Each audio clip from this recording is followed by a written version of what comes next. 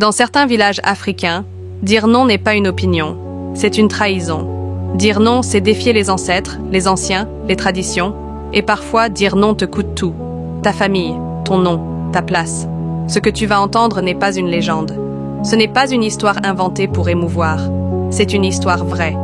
Voici l'histoire d'Aïssatou. Aïssatou est née dans un petit village d'Afrique de l'Ouest. Un village entouré de champs de terre rouge, de manguiers anciens et de maisons en banco qui racontent plus d'histoires que les livres. Ici, le temps ne se mesure pas en montre. Il se mesure au chant du coq, au soleil qui monte et au silence respectueux devant les anciens. Dans ce village, les règles ne sont écrites nulle part. Mais tout le monde les connaît, surtout les filles. Très tôt, Aïssatou apprend à baisser les yeux, à ne pas poser trop de questions, à servir avant de parler. On lui répète souvent, une fille n'appartient jamais à elle-même. Elle appartient d'abord à son père, puis à son mari, puis aux traditions. C'est ainsi. Et personne ne discute cela. Mais Aïssatou n'est pas comme les autres. Elle aime l'école. Elle aime lire, écrire, comprendre. Quand l'instituteur parle, elle écoute avec des yeux brillants.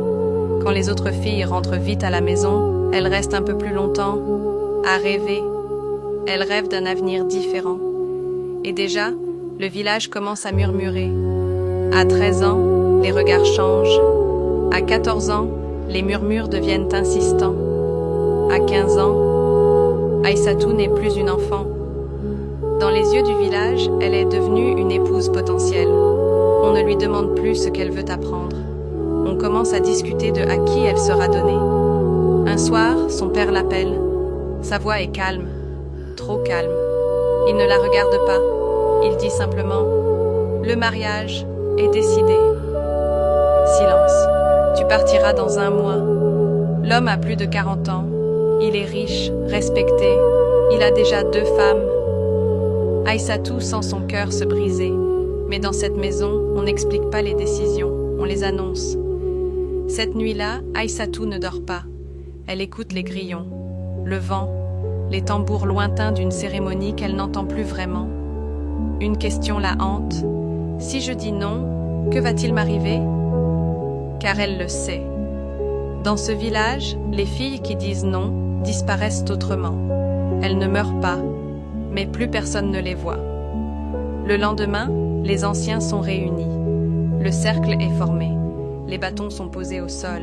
Les regards sont lourds. Aïssatou tremble, mais quelque chose au fond d'elle refuse de se taire. Quand on lui donne la parole, le temps s'arrête. Sa voix est faible, mais ses mots sont clairs. Je ne veux pas de ce mariage. Silence. Un silence épais. Un ancien frappe le sol avec son bâton. Sa mère baisse la tête. Son père serre les dents. À cet instant précis, Aïssatou cesse d'être une fille du village. On dit qu'elle est possédée, qu'elle a été influencée par la ville, qu'elle apporte la honte. Les mots deviennent des armes. Son nom est sali. Son courage est appelé insolence. Plus personne ne lui parle. Les femmes l'évitent. Les enfants murmurent. Même dans sa propre maison, elle devient une étrangère. Son père ne la regarde plus. Sa mère pleure en silence. Aïssatou comprend une chose terrible. Le village a choisi. Et ce n'est pas elle. Une nuit, elle prend un petit sac, quelques vêtements, un peu de courage et beaucoup de peur. Elle quitte le village à pied, sans argent, sans protection, mais avec une décision que personne ne pourra lui enlever. La ville n'est pas tendre.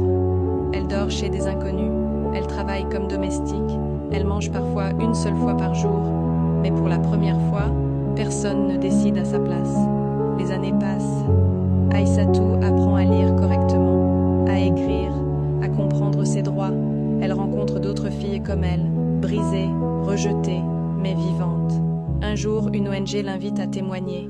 Elle parle, sa voix tremble encore, mais la salle écoute. Certaines femmes pleurent, parce qu'elles reconnaissent leur propre histoire. Des années plus tard, Aïssatou retourne au village. Pas comme une fille perdue, mais comme une femme debout. Les anciens la regardent autrement. Les mentalités ont changé un peu, mais le prix qu'elle a payé reste immense.